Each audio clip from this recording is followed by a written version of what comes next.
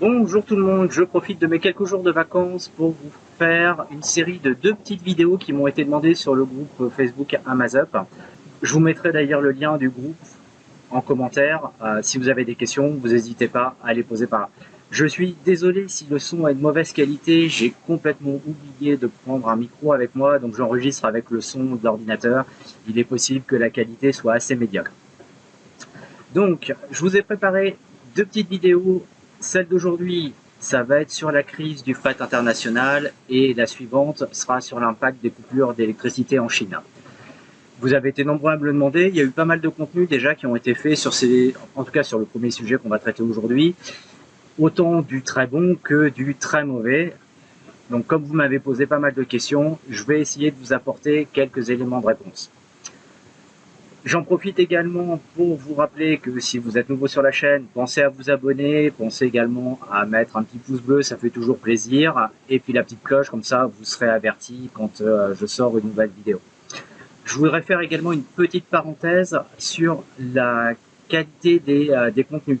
J'essaye au maximum de vous apporter des informations fiables, mais que ce soit moi ou les autres, je vous demande de ne jamais croire sur parole ce qu'on vous dit dans les vidéos. Vérifiez toujours ce qu'on vous apporte comme contenu. On peut très bien vous donner du contenu erroné parce que dans l'élan, on vous a dit une bêtise et puis en relisant, on s'en est pas aperçu. Comme on peut également faire des vidéos putaclic qui sont complètement creuses de contenu et qui vous apportent souvent des informations qui sont au mieux périmées et voire complètement erronées. Donc s'il vous plaît, faites bien attention au contenu qu'on vous donne. Ne me faites jamais confiance, ni à moi, ni aux autres. Voilà, je ferme la petite parenthèse. Mais maintenant, on entre dans le vif du sujet. On va parler de cette situation qui est complètement inédite en ce moment avec le fret. Et que ce soit n'importe où dans le monde, si vous voulez apporter aujourd'hui, ça va vous coûter 10 fois plus cher qu'il y a 2 ans.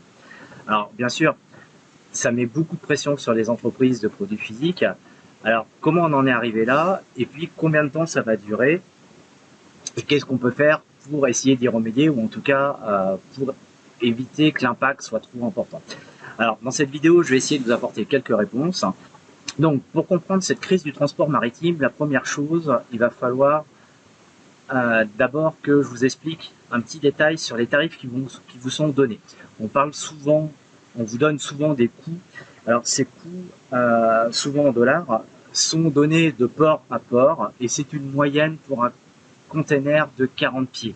Voilà. Quand on vous parle de 2000 $, 5000 $, etc., tout ça, c'est une moyenne de port à port, c'est-à-dire de, par exemple, tous les ports de Chine pour aller vers les ports européens pour un container 40 pieds, donc quasiment les plus gros.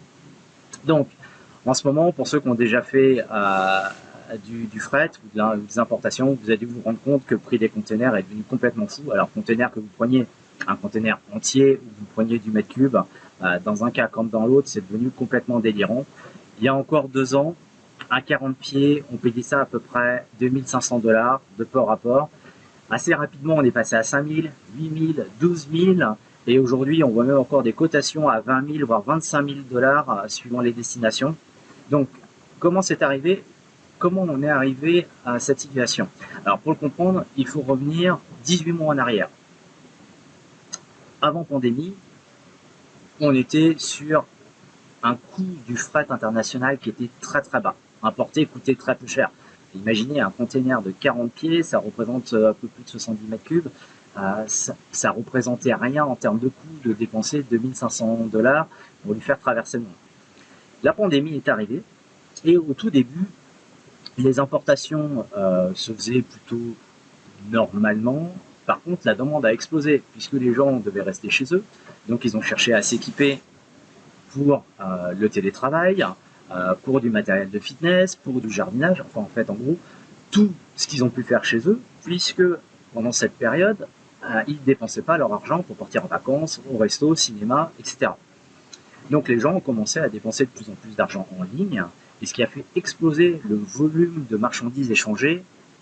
Maintenant, ce qui s'est passé, c'est que les expéditions, au fur et à mesure qu'ils arrivaient, étaient coincés dans les ports, alors que ce soit en France, au Royaume-Uni, enfin partout en Europe, et aux États-Unis. Et la raison était simple, c'est que dès qu'il y avait un cas positif dans un des ports, automatiquement, il fallait tester toutes les équipes. Et tant qu'on n'avait pas testé l'équipe et qu'on n'était pas sûr qu'ils étaient négatifs, évidemment, on ne déchargeait pas les containers. Donc ça a duré une journée, 2 jours, 3 jours, une semaine. Pendant ce temps-là, les containers en fait n'étaient pas déchargés.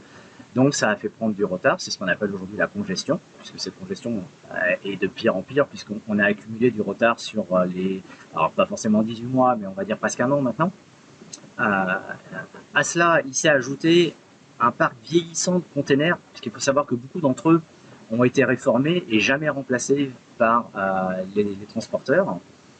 Et ce qui a fait qu'on avait moins de main-d'œuvre pour décharger les containers, une plus forte demande, moins de containers à charger puisque une bonne partie n'était plus en état de circuler. Le circuit ne fonctionnait plus. Normalement, un container partait de Chine, il était déchargé par exemple aux États-Unis, et puis il était rechargé avec une nouvelle marchandise qui repartait vers l'Asie, et ça permettait de faire des rotations. Sauf que ce qui s'est passé, c'est que les gens achetaient beaucoup, mais ne produisaient plus rien. Si je prends l'exemple des États-Unis ou même de l'Europe, puisque nos usines étaient fermées. Et donc il s'est avéré que les containers partaient de Chine, et puis restaient en fait sur les continents, et ne revenaient jamais. Donc la fameuse pénurie de containers, voilà, qui était due en fait à ce problème de circulation de containers. Donc si aujourd'hui vous vous demandez si les transporteurs maritimes sont du beurre sur votre dos, la réponse est clairement oui. Ils ont transformé une situation qui était complètement catastrophique en une machine à cash extraordinaire. Le constat aujourd'hui il est simple, c'est que vous payez votre shipping 10 fois plus cher qu'il y a 2 ans. Et en plus pour une qualité qui s'est dégradée, puisque comme je vous l'ai dit tout à l'heure, les délais pour charger et décharger les containers sont de plus en plus longs. Et on a, par manque de containers, on a été obligé en fait de remettre dans le circuit des containers qui ont été réformés de façon à pouvoir remplir un maximum de bateaux. Sauf que ces vieux containers sont plus ou moins étanches, pas forcément très qualitatifs, et ce qui a eu pour conséquence en fait d'augmenter les défauts en termes de stockage. Pour exemple, vous avez aujourd'hui de plus en plus de marchandises qui arrivent abîmées et invendables parce que pendant le transport, il y a eu des infiltrations d'eau. Ça a fait moisir, alors au mieux les cartons, mais ça peut avoir fait moisir également les matériaux qui étaient contenus dedans, ou alors vous avez également des packagings qui sont devenus humides. Imaginez des vêtements, vous transportez un conteneur entier de vêtements, s'il a pris la flotte, vous n'allez pas pouvoir les restocker, il va falloir au mieux trouver une solution pour les relaver, tout replier, enfin c'est un travail de titan. Donc voilà, aujourd'hui vous avez le cumul de plusieurs choses. Les tarifs sont chers, les délais sont plus longs et la qualité n'est pas au rendez-vous. Alors malgré tout, je suis quand même convaincu que tout le monde, les clients, les transitaires, les armateurs souhaitent quand même aujourd'hui un retour à la normale, sous réserve que nous ayons un retour à la normale le plus rapidement possible. Maintenant, pour cette augmentation de prix, qu'est-ce que ça va signifier pour vous en tant qu'entreprise? Si on répartit les frais d'expédition non plus par mètre cube ou par poids comme certains le font, mais par unité, ça va être plus facile en fait de se rendre compte de l'impact que va avoir en fait cette augmentation de coût. Je vais vous prendre un exemple d'un produit que j'ai importé, qui sont des colonnes de douche. À l'époque, il y a 2 ans, par unité, ça me revenait entre 2 et 3 dollars par colonne de douche. Alors c'était déjà des colus qui étaient très volumineux, chaque unité était assez grosse, donc voilà, ça me revenait à peu près à 2-3 dollars. Aujourd'hui, depuis que cette crise a eu lieu, si je devais importer les mêmes colonnes de douche, dans les meilleurs tarifs, je serais entre 7 et 10 dollars par unité. Alors, vous allez me dire, ok, 10 fois plus cher, qu'est-ce qu'on fait? On arrête les importations. Alors, vous avez plusieurs solutions. La première, et celle vers laquelle de toute façon il va falloir tendre, c'est, pour s'en sortir, c'est vendre des produits à forte valeur ajoutée. Il va être de plus en plus difficile, et en tout cas, à mon sens, pour 2022, de continuer à importer des produits plutôt destiné aux très gros faiseurs. Donc il va falloir vraiment se focaliser sur des produits sur lesquels on va pouvoir absorber ces coûts. Vous allez pouvoir augmenter un peu vos tarifs de vente, mais le client, à un moment donné, aujourd'hui, n'est pas psychologiquement prêt à prendre cette différence de transport, d'importation à sa charge. Donc c'est vous, en tant que vendeur, qui allez devoir en absorber une très grande partie. Donc ça, c'est la première possibilité. Voilà, des produits à forte valeur ajoutée. Une autre possibilité, c'est de réserver assez tôt et de passer comme deal avec votre transporteur, de lui dire, ok, je suis pas pressé, voilà, ma marchandise est prête à telle date, vous y prenez par exemple un mois à l'avance. Alors il faut savoir qu'aujourd'hui, c'est vrai, j'ai pas pensé à vous le préciser, normalement, avant pandémie, vous pouviez avoir des tarifs de fret à 30 jours, et vous saviez qu'on s'y tenait à quelque chose près. Voilà, les transitaires étaient capables de vous donner un prix à 30 jours. Aujourd'hui, la fiabilité des tarifs est entre 4 et 7 jours grand max, et voire même plutôt 4 oui, en ce moment. Donc si vous y prenez tôt, l'avantage, et que vous n'êtes pas pressé, vous allez pouvoir en fait fixer comme deal avec votre transitaire un espèce de prix de palier, et dès que lui va avoir de la place pour pouvoir importer vos marchandises à un tarif un peu plus avantageux parce qu'il a besoin de compléter un conteneur ou autre, ben, il va pouvoir prendre votre marchandise parce qu'il sait qu'elle est prête et que vous n'avez pas d'urgence dessus. Donc ça peut aussi permettre de gagner quelques dollars par unité sur cette option. Une autre option, c'est d'effectuer alors ce que je vais appeler du groupage privé. Ça, c'est ce qu'on est en train de mettre en place en ce moment chez AmazUp, afin de mutualiser en fait les coûts d'un container complet. Puisque de toute façon, que ce soit avant pandémie ou aujourd'hui, il est toujours beaucoup plus avantageux de remplir un container entier, donc faire ce qu'on appelle du FCL, plutôt qu'en fait d'acheter des petits volumes en LCL directement à un transiteur. En plus, il faut savoir que plus votre mètre cube, votre cubage est bas, plus votre coût au mètre cube va être important. Donc parfois, il est beaucoup plus avantageux d'essayer de réunir un peu plus de quantité pour avoir 10 mètres cubes plutôt que de transporter 2 ou 3 mètres cubes qui va vous coûter très très cher. Voilà, donc dans l'esprit, c'est de se mettre à 2 ou 3 pour remplir un container. Donc on n'est pas vraiment en fait sur du groupage conventionnel, on est sur du groupage, voilà, moi je l'ai appelé privé, puisqu'en fait on fait pas du groupage par le biais d'un transitaire, le transitaire, on va lui prendre le container complet. Ça, c'était une autre option. Un autre point à creuser, je vous ai toujours expliqué, pour ceux qui me suivent depuis longtemps, qu'il était important de créer des relations de confiance avec vos fournisseurs. Et pour certains d'entre eux, alors ça va plutôt s'adresser à ceux qui ont déjà un background assez important avec vos fournisseurs. Mais là, j'ai eu l'opportunité sur une commande pour une autre activité d'avoir la chance que mon fournisseur prenne en charge 30% du prix de mon shipping.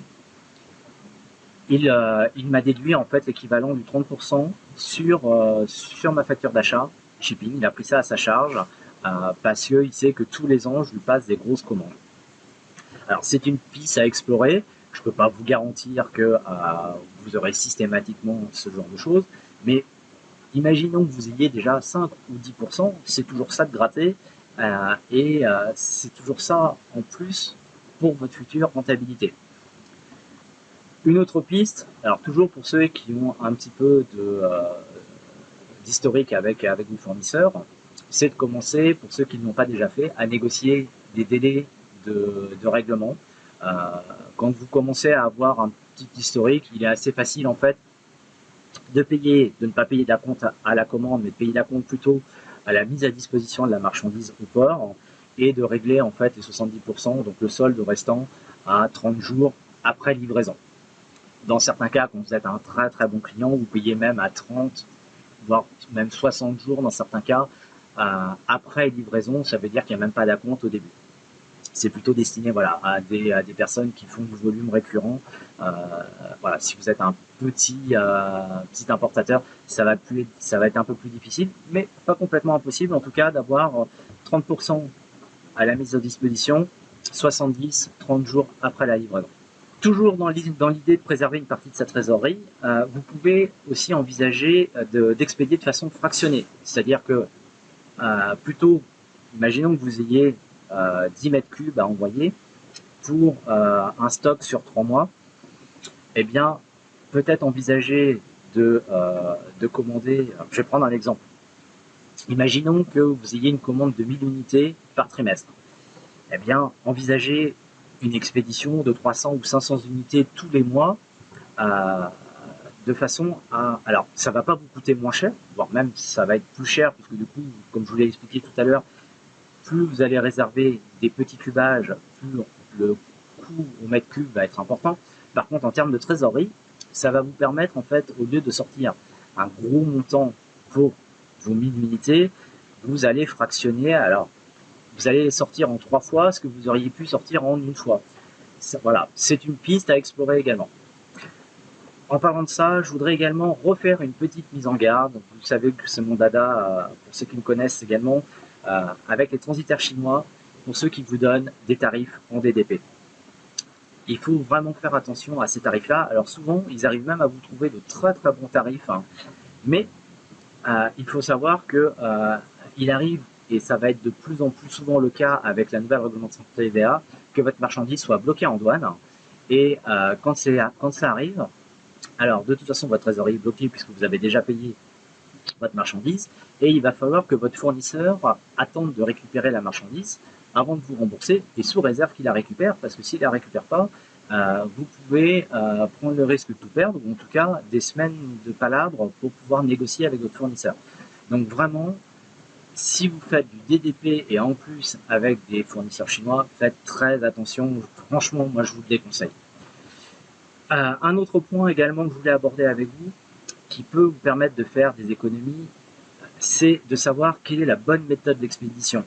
Quel est le plus avantageux pour vous d'importer en FOB, en EXW, en DAP.